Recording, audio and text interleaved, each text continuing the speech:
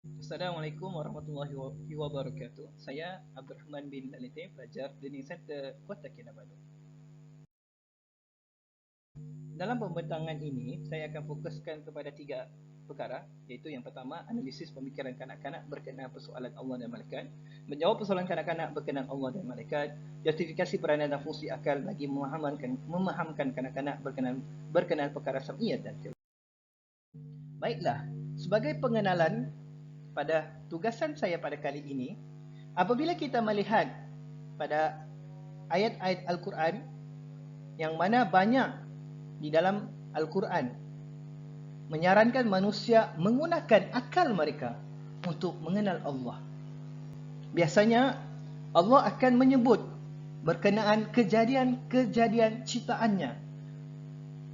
Sebagai contoh, penciptaan langit, penciptaan alam semesta, penciptaan gunung ganang. Banyak terdapat di dalam Al-Quran ayat-ayat berkenaan penciptaan ini, dan Allah menyarankan kepada kita menggunakan akal fikiran kita supaya kita berfikir siapa yang mencipta apa yang ada di muka bumi ini. Sesungguhnya manusia kita ini adalah hamba Allah yang dicipta dengan sebaik-baik ciptaan. Sebagaimana dalam firman Allah dalam surah At-Tin ayat 4. Maksudnya, sesungguhnya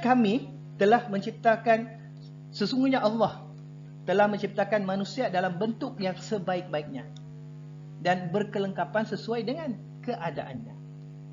Manakala di dalam tafsir Al-Maraghi, Syekh Al-Maraghi ada menyebut bahawa Allah memuliakan kita, iaitu anak cucu Adam, dengan kurniaan akal fikiran, yang mana dengan akal itu nanti manusia mampu berfikir tentang sesuatu, membezakan antara hak dan batil, serta membezakan yang sesat dan hidayah. Oleh yang demikian, marilah kita menggunakan sebaik-baiknya nikmat akal fikiran yang dikurniakan oleh Allah Subhanahu wa ta'ala. Baiklah, untuk tugasan yang pertama ini, iaitu analisis pemikiran kanak-kanak tentang Allah dan malaikat. Dalam tugasan ini, saya diminta untuk menemu bual beberapa kanak-kanak berkaitan dengan Allah dan malaikat. Dan dalam tugasan ini, saya telah menemu bual 4 orang kanak-kanak yang berbeza tahap umur, 7 tahun, 8 tahun, 10 tahun dan 12 tahun. Dan hasil daripada temu bual tersebut, saya dapat simpulkan terdapat 4 faktor yang mempengaruhi kanak-kanak, pemikiran kanak-kanak. Yang pertama sekali ialah faktor latar belakang akademik. Di antara 4 kanak-kanak yang saya temu bual, kanak-kanak yang mempunyai latar belakang akademik agama, especially daripada tadika, dia dihantar di aliran tadika swasta, sehinggalah sekolah rendah, di sekolah rendah tahfiz swasta. Mereka mampu untuk menjawab persoalan tentang Allah dan malaikat berbanding dengan kanak-kanak yang tidak mempunyai latar belakang pendidikan agama. Seterusnya, faktor yang kedua yang mempengaruhi ialah faktor umur. Daripada 4 kanak-kanak yang ditemu bual, ada 1 orang kanak-kanak yang berumur 12 tahun, dan jawapan yang diberikan kanak-kanak tersebut kelihatan lebih matang daripada kanak-kanak yang lain. Faktor yang ketiga ialah kurang didikan agama. Apabila kanak-kanak kurang didikan agama, sama ada diberikan di peringkat sekolah maupun di rumah, kanak-kanak sukar untuk menjawab persoalan tentang Allah dan malaikat. Sebagai contoh, Allah di mana? Malaikat di mana? Allah ada berapa? Mereka sukar untuk menjawab apabila mereka kurangnya didikan agama. Dan faktor yang terakhir ialah faktor mengikuti program-program agama. Saya dapati daripada 4 orang kanak-kanak, 1 orang kanak-kanak sangat aktif mengikuti program agama, dan secara tidak langsung kanak-kanak ini mampu untuk menjawab persoalan berkenaan Allah dan malaikat apabila ditemu bual, dan secara tidak langsung ianya mempengaruhi pemikiran kanak-kanak berkenaan Allah dan malaikat. Baiklah, untuk tugasan yang kedua, di mana saya perlu menjawab persoalan kanak-kanak. Terdapat 6 persoalan, dan setiap satu slide saya gabungkan dua soalan. Jadi slide yang pertama ini saya gabungkan dua soalan. Soalan yang pertama, kenapa Allah ciptakan manusia dan malaikat? Dan soalan kedua, kenapa Allah perlu malaikat kalau Allah Maha mengetahui? Okey, jawapannya ialah, kenapa Allah ciptakan manusia dan malaikat? Iaitu penciptaan manusia ada 3 berdasarkan Al-Quran dan Sunnah. Yang pertama sekali ialah untuk kita beribadah kepada Allah. Yang kedua ialah untuk menjadi khalifah di muka bumi ini. Yang ketiga ialah memikul beban amanah yang telah Allah berikan kepada kita dan kita perlu laksanakan dengan penuh amanah. Manakala, kenapa Allah ciptakan malaikat? Adalah sebagai bukti kekuasaan Allah dan kebesaran Allah Subhanahu Wa Taala. Kenapa Allah perlu malaikat sedangkan Allah Maha mengetahui? Sebenarnya penciptaan malaikat bukan menunjukkan Allah lemah, seperti mana bos memerlukan orang bawahannya untuk menyiapkan tugasannya. Bahkan Allah Maha Kuasa.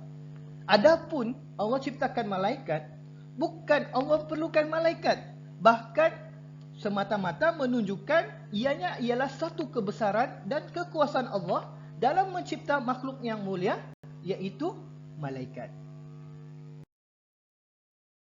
Soalan yang seterusnya, saya ada tengok orang sembah pokok dan batu. Kenapa saya kena sembah Allah? Okey, baiklah. Untuk jawapan ini ialah, kanak-kanak yang tidak menyembah Allah, maka kanak-kanak akan menjadi seorang yang rugi. Saya bagi analogi mudah.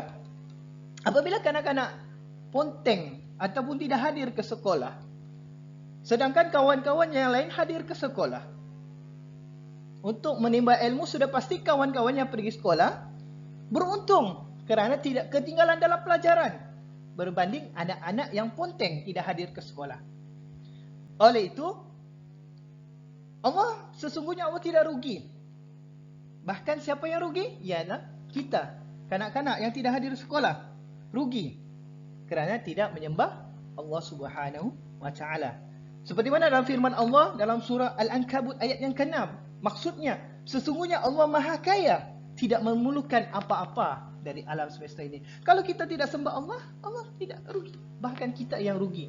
Bahkan kita yang tidak mendapat manfaat daripada penciptaan Allah. Jadi kita kena sembah Allah. Yang kedua pula, bagi orang yang sembah pokok atau batu, sudah pasti mereka tergolong dalam orang-orang yang rugi kerana mereka telah menduakan Allah. Mereka telah mensyirikkan Allah. Apa ini syirik? Iaitu menduakan Allah. Sedangkan Allah itu esa, Allah itu tunggal. Seperti mana yang diterangkan dalam surah Al-Ikhlas. Bismillahirrahmanirrahim. Qul Allahu ahad, Allahus samad, lam yalid wa lam yulad wa lam yakul lahu kufuwan ahad. Maksudnya Tuhanku ialah Allah, ialah yang Maha Esa. Allah menjadikan tumpuan sekali makhluk untuk memohon. Kita memohon kepada Allah. Allah tidak diberanak dan Allah pula tidak diperanakan, dan tidak siapa pun yang serupa dengan Allah. Soalan yang seterusnya ialah, malaikat dekat mana? Kita kena percaya ke malaikat ada? Okey, untuk menjawab persoalan ini, yang pertama sekali, kenapa kita kena percaya ada malaikat? Saya membawa satu dalil daripada surah Al-Baqarah ayat 245. Mafhumnya, Rasul, yakni Muhammad, beriman kepada apa yang ada pada dalam Al-Quran yang diturunkan kepadanya dari Allah. Demikian pula orang-orang mukmin masing-masing beriman kepada Allah, malaikat-malaikatnya, kitab-kitabnya dan rasul-rasulnya. Kami tidak membeda-bedakan seseorang pun dari rasul-rasulnya. Mereka juga kata, kami dengar dan kami taat. Ampunilah kami, wahai Tuhan kami, hanya kepadamu tempat kami kembali. Berdasarkan dalil ini, ternyata kita wajib beriman, percaya kepada malaikat.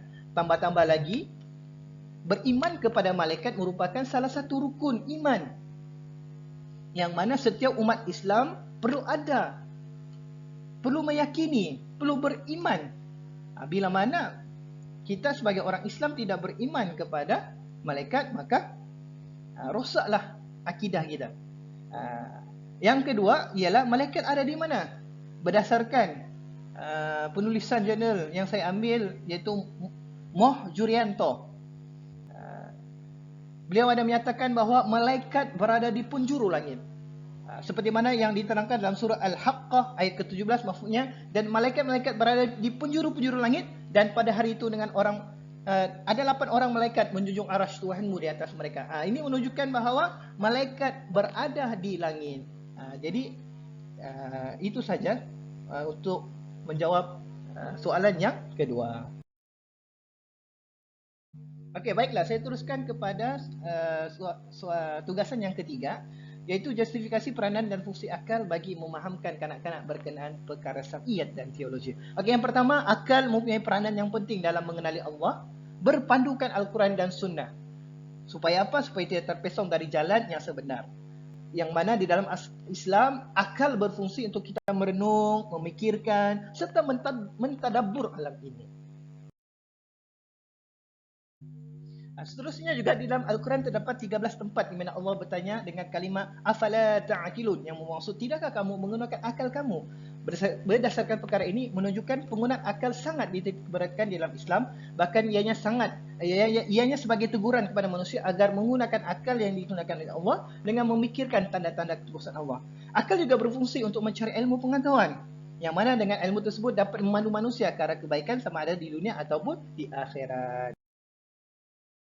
Seterusnya lagi, penggunaan akal terbatas kepada al-hewal yang bersifat nyata, jelas dan boleh didengar.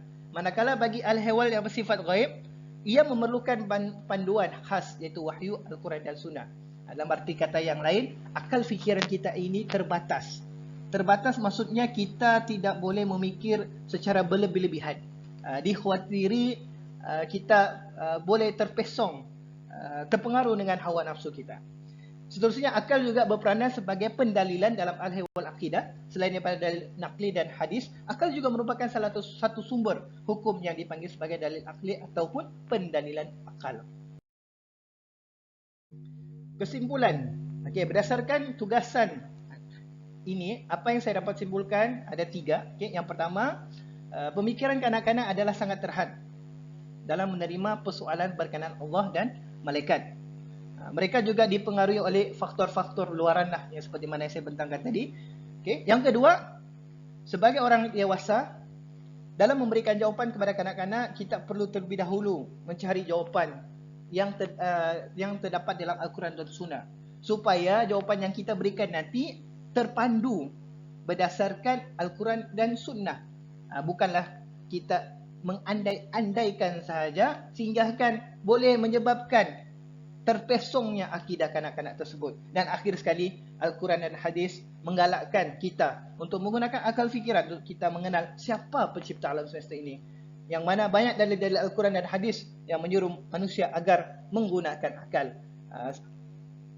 Sekian sahaja daripada saya. Wabillahi taufiq wal hidayah. Wassalamualaikum warahmatullahi wabarakatuh.